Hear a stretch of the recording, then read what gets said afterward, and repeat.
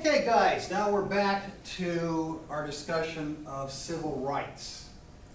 Now remember, in the court's ruling in the civil rights cases, the court arguably ignored the original intent of the 14th Amendment and the Equal Protection Clause. This would arguably be even more the case in its ruling in Plessy v. Ferguson, 1896. In this case, the state of Louisiana had a statute that required racial segregation on public transportation. And therefore, in the state of Louisiana, if you were as much as 1/64th of African descent, you were supposed to ride on the colored streetcar and not on the whites-only streetcar. Now, how you can look at somebody until they're 1/64th anything, I don't know, but Louisiana produces strange laws at times. Okay, the court upheld this particular statute, and it did so under this doctrine of separate but equal. Okay, what is separate? And the court's reasoning was, well, racially segregated facilities are acceptable under the 14th Amendment as long as these separate facilities are equal. Now, once again, there was a dissent by Justice John Marshall Harlan. Now, Harlan was a Southerner, but he was very much a believer in racial reconciliation. And Harlan wrote what is called a dissenting opinion. This is when the court reaches a majority opinion, but there's somebody who disagrees with it, and he or she writes up an opinion explaining the disagreement. Harlan argued that the majority of his colleagues were ignoring what he saw as the noble intent of the 14th Amendment, and that the court was in effect designing a way for the states to wiggle around the Equal Protection Clause of the 14th Amendment. Now, the result of Plessy v. Ferguson is that you would have this legal precedent on the books for decades, telling all the lower federal courts and all the state judicial systems that the court said separate but equal is okay. In effect, this gave the Supreme Court's seal of approval to legally required racial segregation. Okay? A number of states, especially in the southeastern United States, had these laws. And this is often cited as an example of the damage that can be done to people's rights when the Supreme Court ignores the original intent of the framers. Okay? Harlan argued that was what the court did. It ignored the original intent of the framers of the Equal Protection Clause of the 14th Amendment. Civil rights reached something of a nadir under the Wilson administration. Remember, Wilson was a progressive Democrat. He resegregated the federal workplace. Now, in previous decades, federal offices had been desegregated. They were resegregated under the Wilson administration. Wilson also had a movie called Birth of a Nation shown in the White House. Birth of a Nation was a film. It was written from the standpoint of the defeated South in the years right after the Civil War.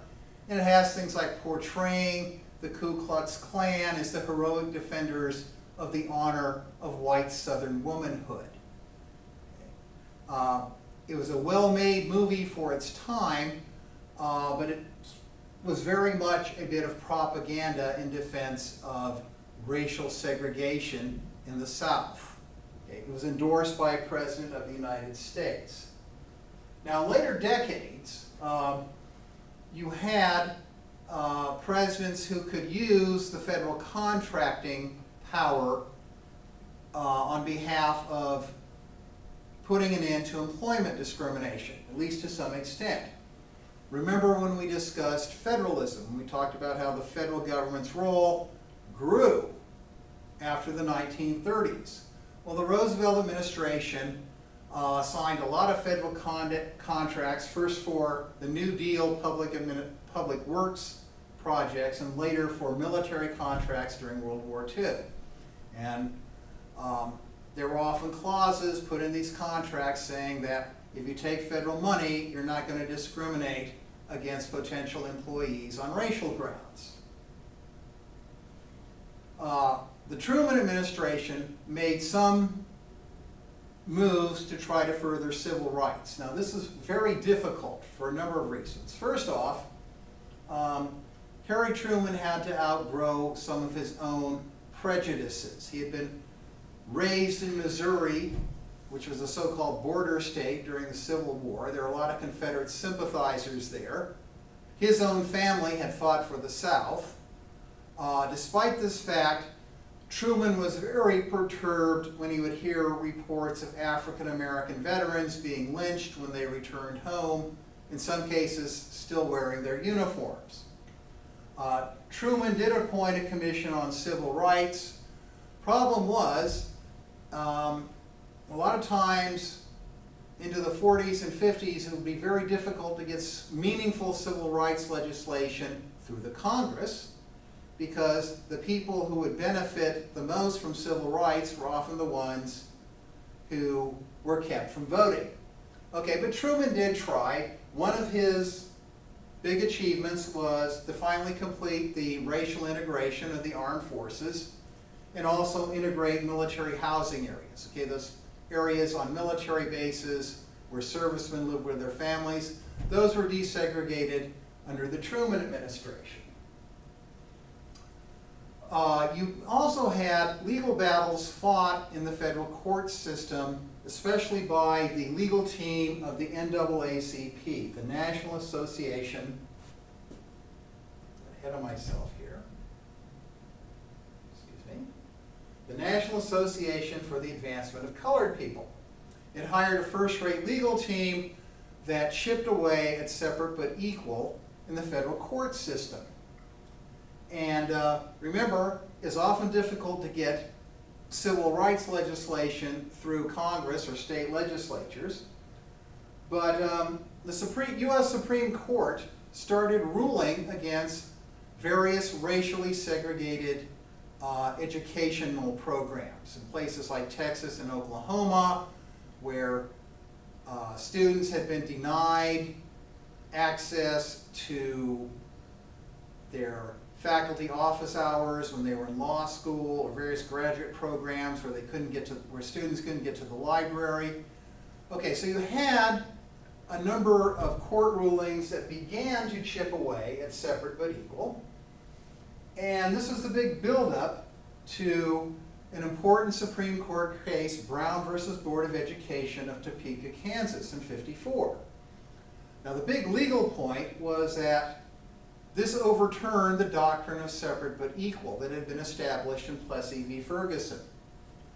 It's not that often that the Supreme Court just outright reverses completely a long-standing precedent, but in this case it did. Now, the practical effects of Brown v. Board was that the states could not discriminate on the basis of race anymore in dealing with their citizens. And as we've noted before, this is the beginning of active federal court intervention in state and local affairs. Now, by the end of the 60s, public education in the United States, to a large extent, would be desegregated. Now, the type of desegregation that came to a halt completely was so-called de jure segregation. Okay? De jure means by law. This was effectively ended. And there were a number of court orders issued during the Eisenhower and then later the Kennedy administration requiring various public education systems throughout the South to be desegregated. This was not a smooth process, and as we're going to talk about when we discuss the presidency, sometimes these two presidents had to use federal troops to execute the federal court orders. But the big point is, Brown v. Board led to an end of legalized segregation in the public schools. You still have some of what's called de facto segregation by fact. Just in some schools, the student body is overwhelmingly of one particular ethnic or racial group just because that's where people happen to live.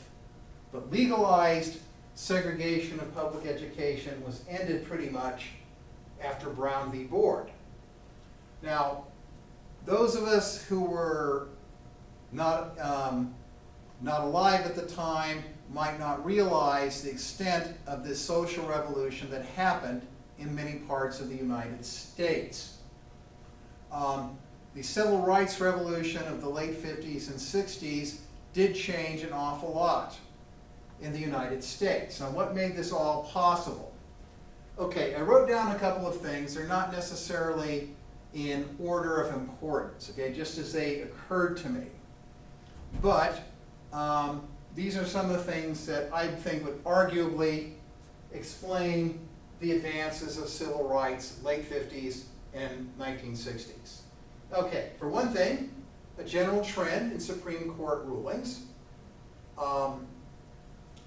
The fact that the civil rights movement managed to get a lot of favorable national attention, some changes in white public opinion, and last but not necessarily least, the efforts of the administration of President Lyndon Baines Johnson. Now, the Supreme Court, okay, as we've noted before, remember our discussion of federalism. At this particular stage of the game, after the 1930s, the Supreme Court interpreted the Commerce Clause as meaning Congress could regulate just about anything that moved in interstate commerce.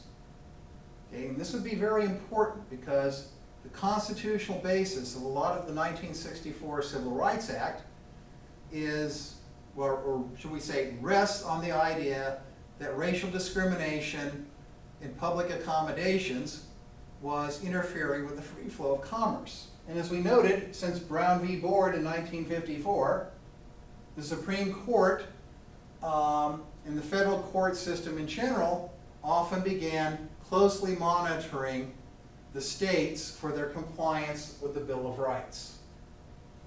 Okay, the civil rights movement. The tactics of the mainstream of the civil rights movement were largely peaceful, and they managed to appeal to American ideals. People have noted that the Reverend and Dr. Martin Luther King's speeches were their most effective when they appealed to the Declaration of Independence and the Constitution. The civil rights movement, to some extent, was lucky in its enemies. A lot of the die-hard opposition to racial integration managed to wrong-foot itself in the eyes of mainstream America. There was the governor of Alabama, George Wallace, who would say, segregation today, segregation tomorrow, segregation forever, and said, I will stand in the schoolhouse door if the federal government tries to integrate public schools. And you could watch Wallace. I mean, I was in grade school at the time, but I could remember watching it. Here's Wallace standing in the schoolhouse door while some federal marshal escorts some little black kid into the schoolhouse. He managed to look rather ridiculous. A little more serious was the police chief of Birmingham, Alabama, known as Bull. Mr. Bull Connor became notorious nationally and internationally for using fire hoses and police dogs on peaceful demonstrators. And then there was what we would call today domestic terrorism by groups like the Ku Klux Klan. And the city of Birmingham, Alabama became known as Bombingham. But all this essentially managed to increase public sympathy for civil rights. Okay, also, let's not forget that there were some changes in white public opinion. Public opinion polls indicated a greater acceptance in the 50s and 60s for the idea of integrated schools or integrated theaters. Also, there's a matter of service and a number of conflicts by African American servicemen. And World War II, the Korean War, also by the 60s, the Vietnam War, it became, in the eyes of many Americans, it would become unreasonable to ask people to fight for freedom abroad and then ask them to accept second-class citizenship at home. And so this sets the stage for the last part of our discussion, the efforts of the Johnson administration in furthering civil rights.